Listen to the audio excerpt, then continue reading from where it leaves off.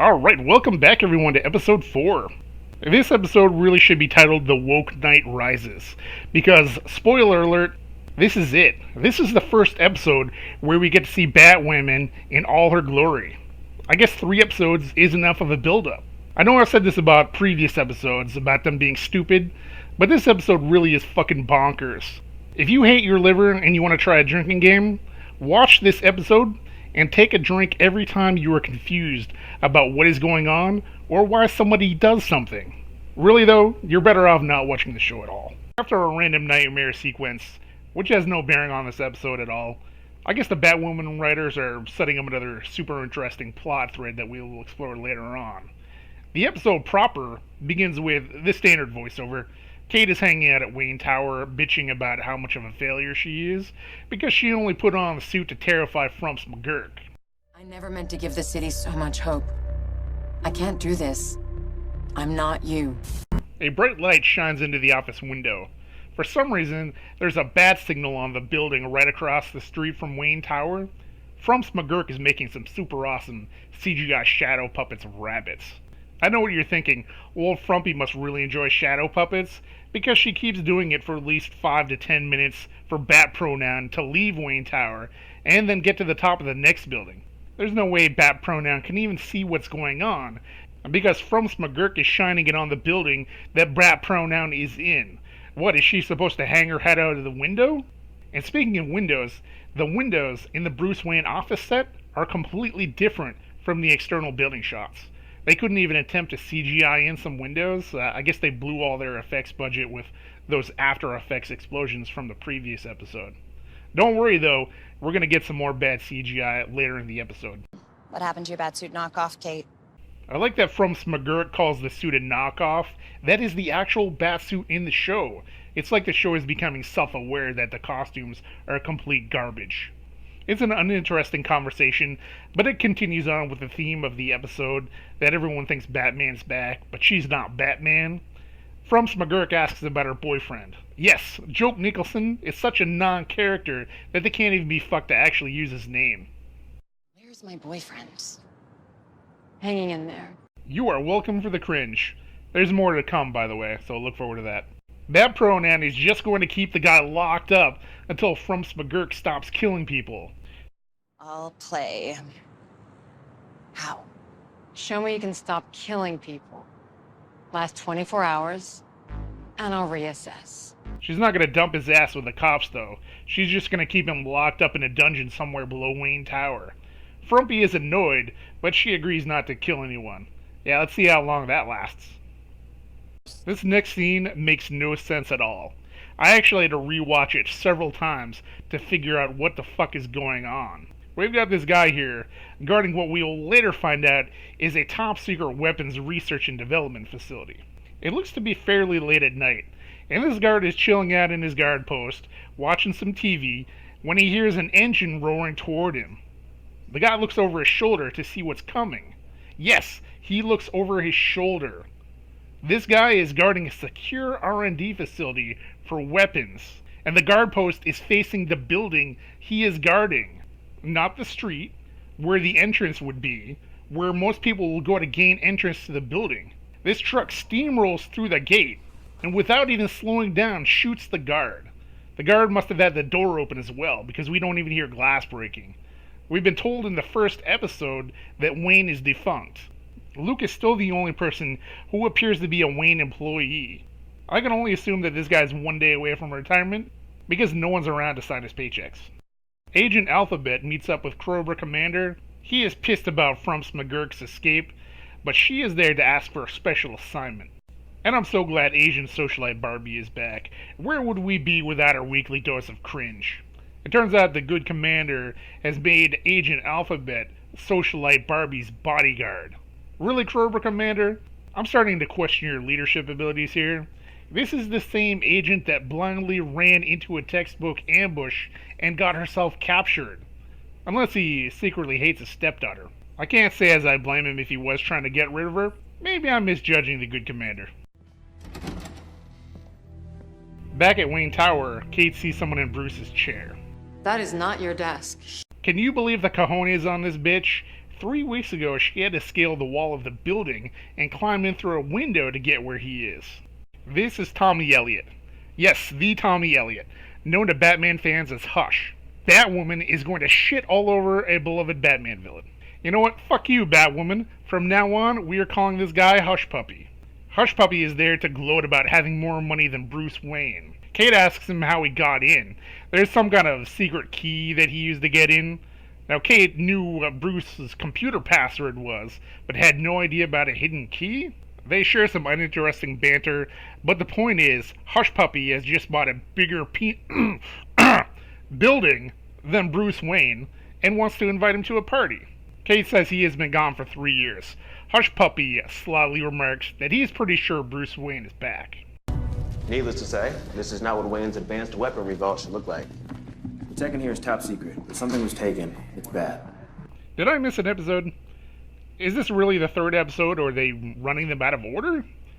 Is there a deleted scene where she was named CEO of Wayne Enterprises or something? She broke into Wayne Tower less than a month ago, and now she's wandering around a top secret weapons lab? GCPD must have more important things to look into, because they take off.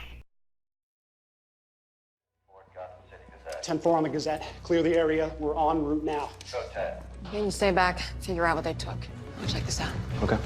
And this looks familiar, except when they did it originally, they didn't use a mannequin.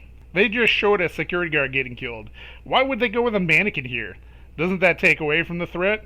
Oh no, what's gonna happen to all the families of the dead mannequins that will be littering the streets of Gotham? Bat Pronoun then says that Gotham is less safe because of her cosplaying. Special Agent Alphabet is babysitting socialite Barbie and somehow intimidates a potential gentleman caller from talking to her. Why anyone at all would be intimidated by Agent Alphabet is baffling to me. My first thought would be, is it Halloween already? The scene is pretty cringy. I'm going to spare you most of it. Socialite Barbie seems to think that Agent Alphabet wanted the job to learn more about what's going on with Kate. Agent Alphabet's hamster wheel-powered brain is slowly starting to put 2 and 2 together that Kate might actually be Bat Pronoun after all. Back in the Batcave, the plot simmers? Luke demonstrates the Batsuit's resistance to bullets and tells Kate that what was taken from the R&D lab was a railgun. Luke doesn't know what most of the stuff does in the Batcave, but he knows all about the prototype railgun. He blows a hole in the Batsuit to demonstrate the destructive capability of the railgun. Why? Does CW have such low expectations for their audience that they won't understand the railgun's capabilities unless they actually shoot the suit? Why not shoot a sample of the material that the suit's made from? Luke says the railgun is in case the suit falls into the wrong hands. Bruce must have had premonitions about Luke's incompetence.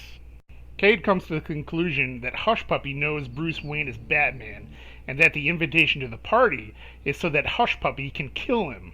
Luke mentions that Batman saved Hush Puppy's mother, so why would he want to kill Batman?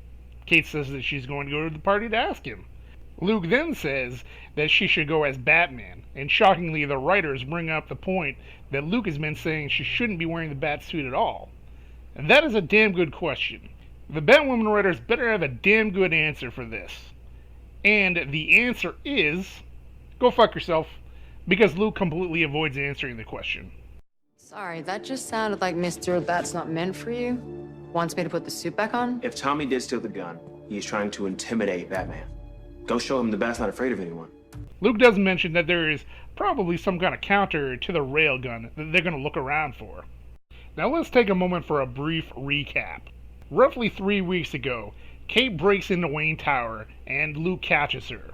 He tries to turn her into the cops, but she gets away and leaves him locked up. She then comes back and tries to interrogate him before forcing her way into the Batcave. He repeatedly tells her not to use the suit, but now that there's a guy running around loose with a fucking railgun, he's okay with it? And let's not forget their last outing ended with him having to jumpstart her heart. Also, why is there no exit hole in this suit for the railgun shot? Frumps McGurk somehow gets into Cobra Commander's penthouse and is snooping around, being all whimsical. I guess if you just throw on a crow uniform, you can go wherever the fuck you want. And also, I guess the Cobra Commander lets his guards stroll around his house wherever they want. What are you doing? So much for not killing anyone. The guard tries to protest. It seems like he was one of her inside guys. Did she just kill one of her own goons for no reason? At the party, the show introduces us to a new love interest character, Regan, who spares no chance at gaining some woke points. For the man of the hour. He's around, but if you want to save yourself from a verbal car wash of veiled misogyny, you might want to plant yourself here. And we get some more CW drama as Bat Pronoun and Agent Alphabet's totally straight husband awkwardly talk about how Kate knows Alphabets. Alphabet's apparently never told her husband about Kate. Kate and Hush Puppy have another conversation about shit we already know. Hush Puppy is jealous of Bruce and implies he knows who Batman is.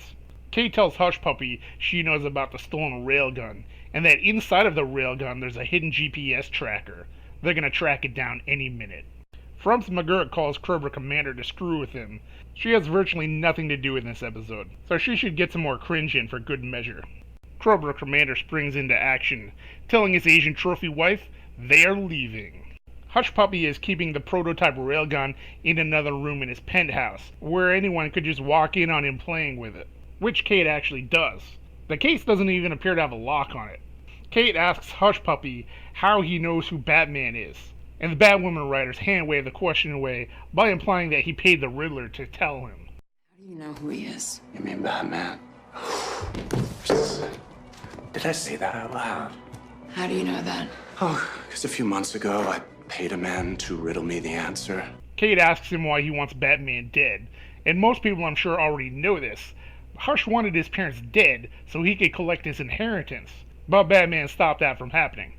Hush Puppy then whips out his Elevator of Doom app on his phone to lock the elevators down. Not sure why he would have that on his phone, that anyone could just pick up if it fell out of his pocket or something. Hush Puppy wants Kate to have Batman meet him on the roof of the building, or he will drop the elevators. Then to prove his point, he drops one of the elevators, killing a bunch of building employees. How does Kate get down to the ground floor so fast? Did she take one of the elevators that the crazy man is in control of? I guess she couldn't deliver the message if he just dropped her down the elevator shaft, but still. We now return to Asian socialite Barbie for more cringe. FYI, I'm a social media influencer, so if you people don't want a scathing review of your building safety, you should hop to it. The elevators are immobile, but the genius apparently didn't think about locking the doors because Agent Alphabet and heterosexual husband just pull the doors open and fuck right off. Unfortunately, they bring Asian stepsister with them. Kate goes back to the Batcave for yet more cringe. The line from the trailer about not letting a man take credit for a woman's work is not in this episode. The dialogue that they did use is just as bad, maybe even worse. The city needs Batman, and I am not Batman. But maybe I'm better. We then get a suit modification montage. Now Luke has virtually no idea how to use the Batsuit. He finds the defibrillator randomly pushing buttons. They have no problem repairing the railgun hole and then adding some pretty colors to it. Where did the wig come from? She has it in the Batcave. So there is really only one reason that makes sense. Luke is a drag queen. She looks ridiculous in the costume. It's hilariously bad. The suit has a disruptor used to stop the railgun, but they forget to charge it before she left. And I'm serious. The disruptor on the gauntlet. When the light flashes green, his gun will neutralize. Yeah, that's not happening. Did you charge the glove? Wait, what? Okay, activated the charge. You need to stall for 30 seconds. Not that it matters anyway, it doesn't matter, because it takes 30 seconds for the thing to charge. They created a problem for Batwoman to have to overcome, but immediately dismiss it. They could have cut it out entirely, because it really makes no difference at all. And a bad fight scene decides to happen. Bat Pronoun disables the railgun, though not before Hush Puppy can drop the elevator. Bat Pronoun, however, uses bad CGI to stop the elevator, thus preventing the untimely deaths of Cobra Commander and Asian Trophy Wife. Before Bat Pronoun can climb to safety, Hush Puppy is there to try and send her to her doom, but she is immediately saved by Frumps McGurk.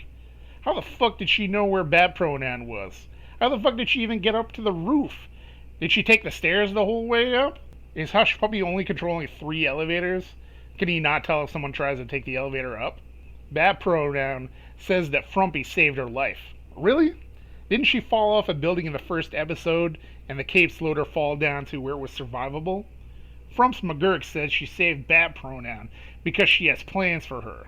And Bat Pronoun says that if she kills again, she will stop thinking of Frumps as her sister.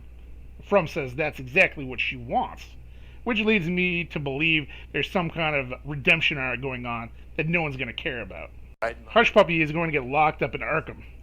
And quirky love interest character shows up to let us know she will be back for further episodes. She does this in front of Agent Alphabet, of course, guaranteeing we'll be getting some more finely scripted CW love rhombus action going on. And because this is a CW show, they have zero chemistry. Tommy's a bigger dick than I thought. So that whole I can read people thing. Yeah, so you're into me. I mean, you would know. You're the professional. Cool. I'll call you then. I'd like that. Asian trophy wife sees that Frumps McGurk was in her bedroom messing around with her shit. And she left behind some plot threads that we are not going to care about. The last scene is a superhero pose, so we can see how shit the costume is once again. And we get some more hammy radio voiceover. Gotham, someone just dropped a bombshell on this city, and I mean that literally. The Bat is back, just curvier and sexier. So the big question, what are we calling her? Bat Lady? Bat Chick? Talk to me, Gotham, we need a name. Batwoman. So the writing of this episode is just the worst. It makes Arrow look like season 1 of Daredevil. It's like they pulled a Ryan Johnson and shot a first draft script with little thought put into it. The wokeness isn't quite where I was expecting it to be, but I have a feeling they're ramping it up though. I guess we'll find out next week. Thanks so much for watching. Look out for episode 4.